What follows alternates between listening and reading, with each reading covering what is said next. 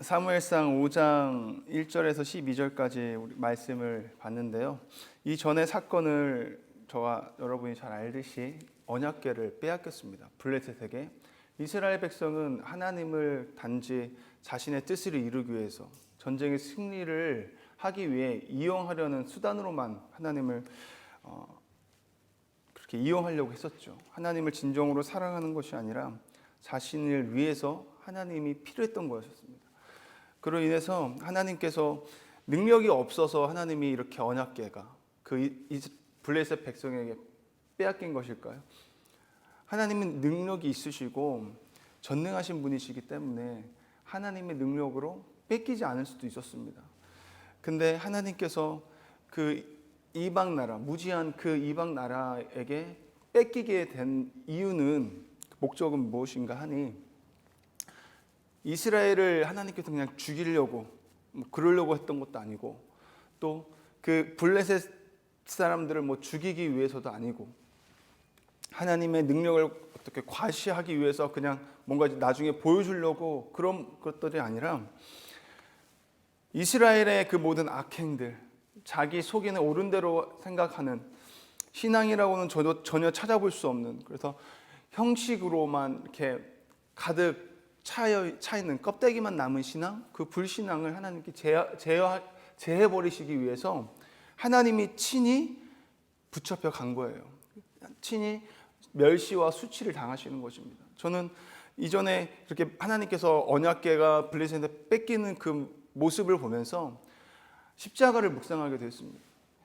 예수님이 능력이 없어서 이 땅에 온 것도 아니고, 예수님이 능력이 없어서 인간들에게 붙들려서 그렇게 수치와 멸시를 당하시고 십자가에서 죽으셔야만 했었나, 예수님은 능력이 있으셨지만 우리를 사랑하기 때문에 예수님 우리의 죄를 제해버리기 위해서 저와 여러분을 위해 죽으셨듯이, 언약궤가 지금 블레셋에 뺏긴 것, 수치와 멸시를 당하신 것은 그들의, 이스라엘 백성들의 불신앙인 그 모습을 제하기 위해서 그런 줄 믿습니다.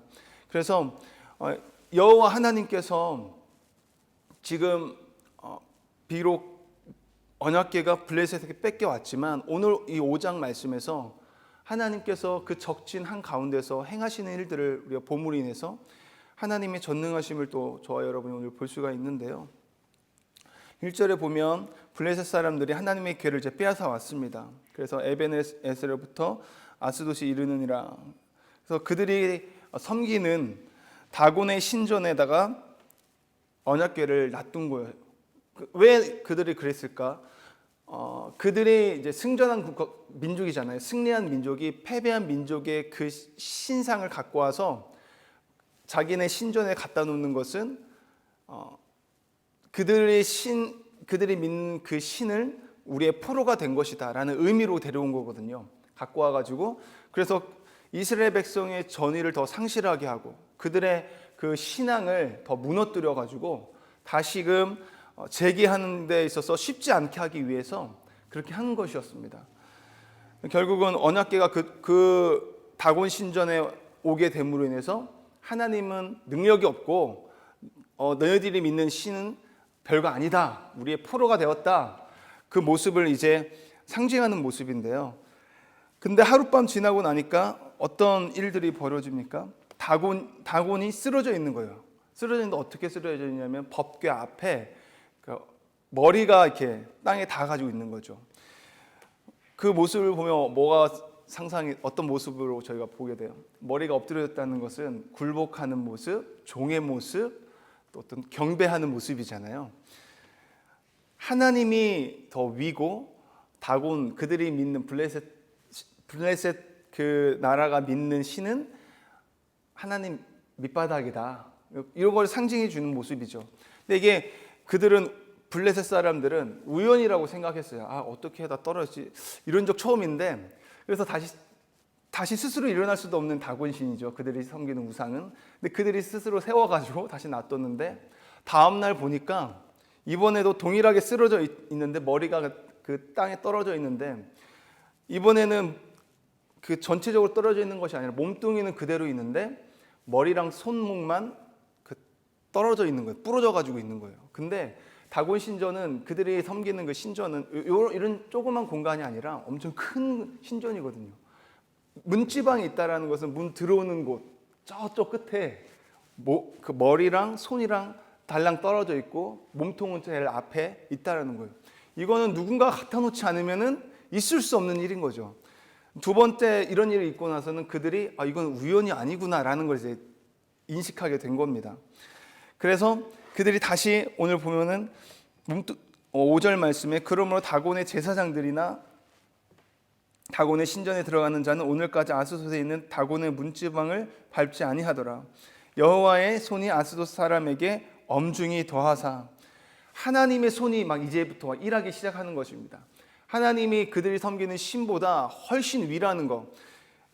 아까 전에도 말했지만 머리와 두 손이 그 문지방에 떨어져 나갔잖아요. 이제 고대 근동에서는 이것은 어떤 걸 상징하냐면 전쟁에서 이긴 그 민족이 패배한 민족의 그 포로들을 데려왔을 때 머리를 자르고 손목을 자른대요. 손목이 자른다는 건 그 능력을 완전히 상실하게 한다라는 의미가 있고, 머리를 자른다는 것은 그의 영광을 완전히 우리가 취한다. 그 나라의 민족의 그런 의미를 갖고 있어요. 결국은 포로의 의미를 갖고 있어요. 포로들에게 행하는 그런 표현들이거든요. 결국 두 번째는 하나님께서 하나님의 포로가 된 하나님이 종의 모습을 보이는 거예요. 하나님이 위다라는 걸 보여주면서 이제 하나님께서 그들의 신을 이렇게 친 것뿐만 아니라 그들을 하나님께서 이제 재앙을 내리기 시작을 하는데요. 이제 계속 우리가 본문을 봐서 알겠지만 재앙이 점점 강도가 높여져 가는 것을 볼 수가 있거든요. 6절에 아까 읽었지만 6절에 보면 여호와의 손이 아스돗 사람에게 엄중히 더하사 독한 종기의 재앙으로 아스돗과 그 지역을 쳐서 망하게 했다고 되어 있어요. 그리고 9절 말씀을 보면요, 그것을 옮겨간 후에 여호와의 손이 심히 큰 환난을 그 성읍에 더하사. 그러니까 엄중히 더하셨는데 이제는 심히 큰 환난을 그 성읍에 더했다라고 합니다. 그리고 나서 또 11절 말씀 보면요, 이에 사람을 보내어 블레셋 모든 방백을 모으고 이르되 이스라엘 신의 괴를 보내어 그 있던 곳으로 돌아가게 하고 우리와 우리 백성이 죽임 당함을 면하게 하자 하니 이는 온 성읍이 사망의 환난을 당함이라. 거기서 하나님의 손이 엄중하심으로 사망의 환난을 당했다라고 되어 있어요. 계속해서 그 재앙의 강도가 극심해지는 것을 볼 수가 있습니다. 왜 계속 극심해질까요? 그들이 감당할 수가 없는 거예요. 언약궤를. 그러니까 그 블레셋에서 많은 지역이 있잖아요. 그 지역에다가 옮기는 거예요. 마치 시한폭탄을 서로에게 안 죽으려고 옮겨주는 것처럼. 그러니까 서로 그 민족끼리 막 싸우기 시작합니다. 왜 이거 우리에게 주냐?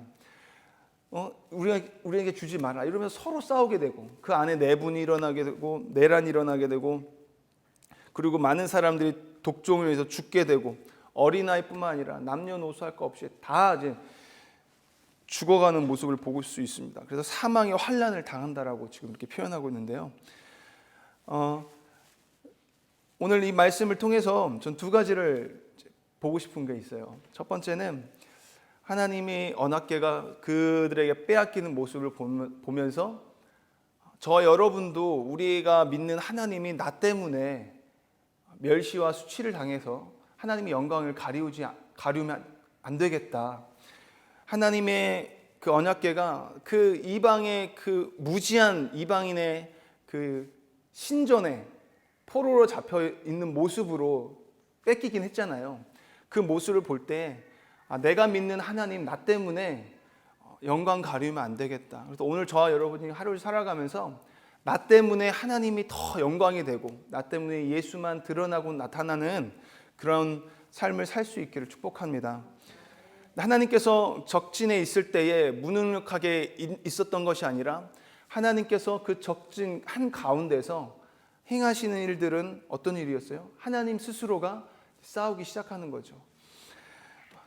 하나님 홀로 싸우셔서 그들을 다 멸하시는데 저와 여러분이 하나님 홀로 싸우시도록 놔두지 말고 오늘 우리가 찬양했던 것처럼 주의 좋은 군사가 됐으면 좋겠습니다.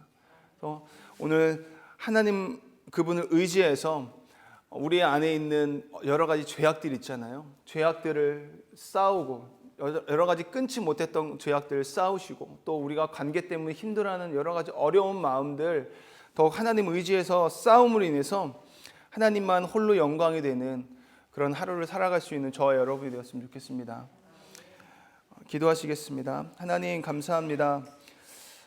우리의 삶을 통해서 하나님의 영광이 가려우게 될까 하나님 두렵습니다. 하나님 오늘 이 하루를 살아갈 때에 저희들의 모습이 날마다 하나님을 찾고 추구함으로 하나님을 예배하는 시간을 확장하고 기도의 자리에 나아감으로 인해서 우리의 삶이 하나님이 기뻐하는 삶을 살아감으로 오직 하나님만 영광이 나타내고 드러낼 수 있는 그런 복된 인생 살아갈 수 있도록 하나님 우리를 붙들어 주시옵소서. 하나님 홀로 싸우게 두지 않겠습니다. 하나님 홀로 싸우셔서 하나님 모든 것을 하실 수 있지만 하나님 우리가 하나님의 거룩한 도구 주의 좋은 군사가 되어서 하나님과 함께 더불어 이 땅을 살아갈 때 싸우며 나아갈 수 있도록 하나님 성령 하나님 우리와 함께하여 주시옵소서. 예수님의 이름으로 감사드리며 기도드렸습니다. 아멘.